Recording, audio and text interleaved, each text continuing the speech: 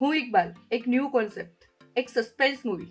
એવું નથી કે ગુજરાતી ઓડિયન્સને ખાલી કોમેડી મૂવી જ ગમે છે, પણ કંઈક તો ખૂટે છે.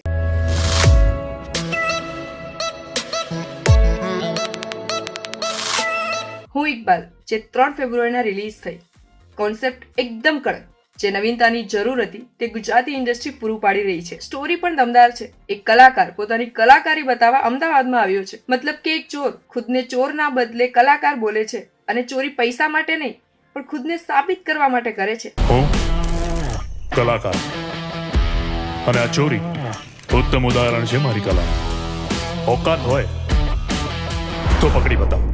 અને આ કલાકારને શોધવા પૂરી પોલીસ ફોર્સ લાગેલી છે. અને ઇકબાલ એટલે કે આપણો કલાકાર તેમનાથી દૂર નથી ભાગતો, પણ તેમની જ વચ્ચે રહીને ચોરી કરે છે. What a concept. સિનેમેટોગ્રાફીની વાત કરીએ તો અમુક શોટ ખરેખર ગમે એવા છે.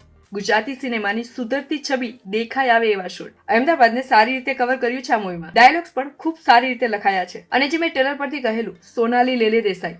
લાગશે નહીં કે કોઈ ગુજરાતી મૂવી ચાલે છે અને કોઈ એક્ટિંગ કરવાની ટ્રાય કરી રહ્યું છે, પણ એક રિયલ કેરેક્ટર પ્રેઝન્ટ થતું લાગશે. સોનાલી દેસાઈએ તેમનું કેરેક્ટર ખૂબ જ સારી રીતે નિભાવ્યું છે. તો એવું તો શું ખૂટે છે મૂવીમાં, જે લોકો જોઈએ એટલો પ્રેમ નથી આપી રહ્યા? મૂવીનું ટ્રેલર એટલું દમદાર હતું કે ઘણી હદ સુધી લોકોની નજર પોતાના તરફ કરવા કામયાબ પણ રહ્યું હતું. જેવી રીતે એક સસ્પેન્સ માહોલ બનાવવાનો હતો તે ક્રિએટ પણ થયો, અને ગુજરાતી ઓડિયન્સમાં આ ઇકબાલને જાણવાની ઉત્સુકતા પણ વધી. પણ નવો પ્રયાસ હતો, ભૂલો થવી સ્વીકાર્ય છે, કોઈ પ્રોબ્લેમ નથી, પણ એ ભૂલોથી શીખવું પણ અનિવાર્ય છે. મૂવીના કેરેક્ટર ડેવલપમાં, સ્ટોરી ડેવલપમાં ફર્સ્ટ હાફ સ્લો ચાલે છે.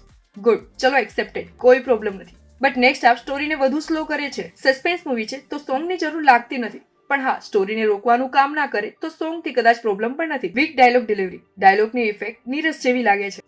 સસ્પેન્સ મૂવીમાં કોઈ દમદાર ડાયલોગ બોલાતો હોય અને ત્યારે જે થ્રિલ એક્સપિરિયન્સ થાય તે મિસિંગ હતું. આ નહોતું બોલું, બટ સોરી મિત્ર, ઇન્સ્પેક્ટરથી થોડી વધુ ઉમ્મીદ હતી. મતલબ કે ઇકબાલને પકડવા માટે આ ઇન્સ્પેક્ટર થોડો વીક લાગે છે. એક દમદાર કેરેક્ટરને પૂરતો ન્યાય તો નથી મળ્યો. બાકી મૂવી ફેમિલી સાથે જોઈ એન્જોય કરી શકો તેવી છે. ઇકબાલનું સસ્પેન્સ તમને નેક્સ્ટ પાર્ટ માટે રાહ જોડાવી શકે. આઈ વિશ કે નેક્સ્ટ પાર્ટ આવે અને ખામીઓ દૂર કરીને આવે. આ બધાને વિનંતી છે કે મૂવી એકવાર જરૂર જોશો, એન્જોય કરશો મૂવીને. મળીએ નેક્સ્ટ વિડીયોમાં. Bye bye.